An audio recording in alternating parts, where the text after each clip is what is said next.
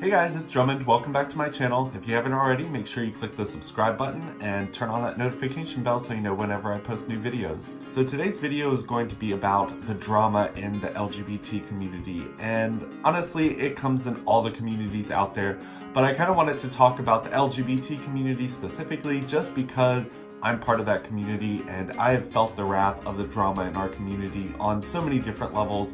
And I kind of wanted to talk about some of the different things that I've experienced. I've talked about in the past how I'm not going to be sharing so much about my relationship status anymore across social media. And a lot of people have asked me why, because they really liked that type of content. And I guess I'm going to address that in this video. So as a lot of you guys know, when you post stuff on social media, everyone can see it and everyone starts to get involved. And when it comes to drama, people love getting involved. People love seeing the updates of all the drama. We can see that just from what's happening with Tati and James Charles right now. And it's happened in my life as well. And I've learned to kind of keep that type of stuff to myself. And I've learned that there's some things that I don't really want to share on social media just because I don't really want any input from the community or my friends or family, just because sometimes problems are better solved when it's between the two people that are actually involved instead of getting the entire world involved. Just because once you put it out there for the world to see, people start adding their own twists to things and then things just get really confusing. So when I was in my first relationship, I posted my first picture with my boyfriend, and this is right after I came out. And I hadn't really had a taste of what the drama could be around a relationship until I started posting pictures of me and Chad, and then it just went crazy. I had comments and messages from tons of strangers that I'd never met before telling me all these horrible things about Chad, and granted, some of them were right, but some of them were wrong, and I didn't know which ones to believe, and it just went out of control. And I was just like, okay, not gonna do that again. And second relationship came around, did the same thing. And this time around, people started flirting with me, started flirting with Joey, and it got really confusing. And then it caused a lot of arguments in our relationship just because people would say one thing, send us screenshots of one conversation, but not show us the other things. There's honestly a lot of drama in the gay community, and I feel like it's just because we're such a small community.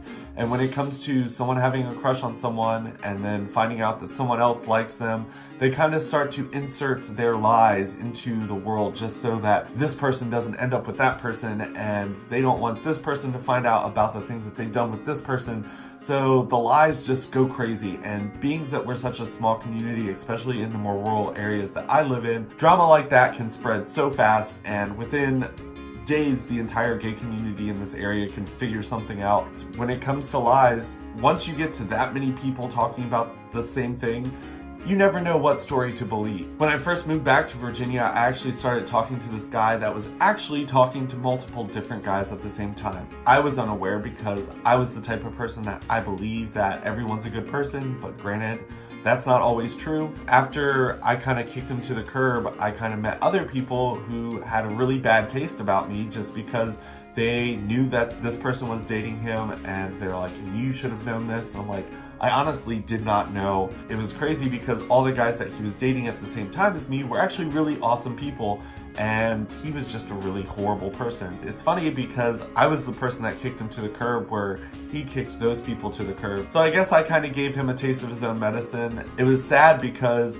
of what he had done, I got involved in lots of different drama, which actually ended up with tons of other problems because those people were talking, and then those people that they talked to talked, and then it was just a whole mess that I didn't figure out until I moved to Harrisonburg, Virginia, and started kind of meeting the people that they had been talking to.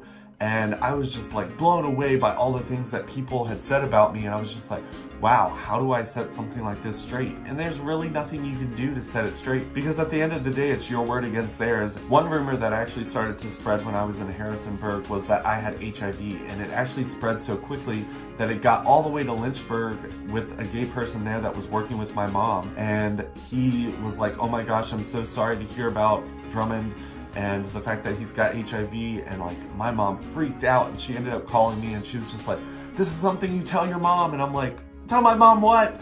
And she was like, I heard that you have HIV. And I was just like, oh my God, this freaking stuff is spreading all the way to where my mom is. And I was just like, I have to put an end to this.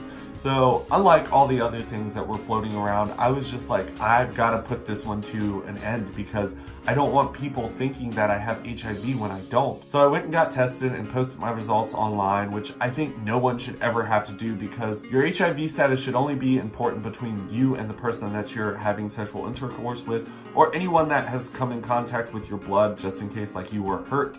But other than that, I don't feel like someone should have to post that for the entire world to see unless they want to. I had to do that just because it got to the point where people at work were talking about it. And every single time I met with a guy, they told me that they were okay with my status. And I was just like, my status of being negative? But it got really bad and I had to clear that up. But that person actually came up to one of my friends who was in town visiting me. I went to the bathroom, we were down at a bar in Harrisonburg, and this person actually came up to one of my best friends that drove all the way up from Georgia to hang out with me. And when I left, he walked up to him and he was just like, I just want to let you know that that guy right there has HIV and you need to be careful. And when I walked up to my friend after I got done with the bathroom, he was just like, oh, hey, I was just talking to this person and he wanted to let me know that you have HIV. And I was just like, wow. And that guy, I guess, didn't expect my friend to be so open about it. My friend had known all about this drama because he was someone that I called several times when I was upset about how much drama had actually started around me in this new area. The guy was just like red-faced and he just walked away super fast. And I was just like, wow, people in this gay community really just think it's okay to talk about people. More recently, I've had to deal with people that I thought were really close friends talking bad about me behind my back. And it's kind of sad because I really held them really close to my heart. And to find out that they had been saying so many horrible things about me, it hurt. I don't know what I did to them to make them think that poorly of me, or if there's some type of drama with someone liking someone in the background going around.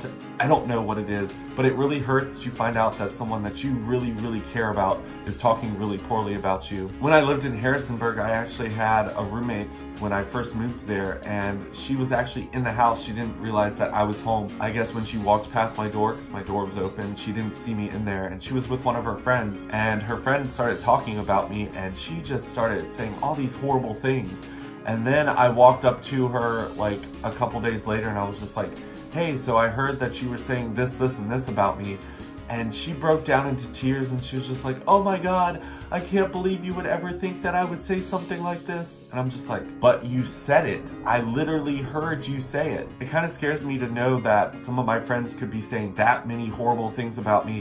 And then when I confront them about it, be able to put on such an act as if like they would have never said something like that, and it hurts them so much that I would think that they would say something like that, when in reality they really are saying that type of stuff about me behind my back, which kind of hurts. Another thing that happened to me was when I first started dating Matt and I kind of put it out there that him and I started dating, I had someone message me and send me a picture of some random person at a club, and they're like, oh, do you know where Matt is? And I'm like, yeah, he's in his bed. And they're like, think again. And they send me a picture of some guy. I'm like, that's not Matt. I had just gotten done FaceTiming with him, so I knew he was in bed. And the person was saying that he was in Nashville. And I was just like, okay, so he got from Lynchburg, which is like hours away from Nashville, within an hour to go dance and make out with some random person. I'm just like, thanks for trying to look out for me or whatever you were trying to do. I feel like it was more trying to create drama because I just put it out there that I was in a relationship. This person had kind of been talking to me as well, but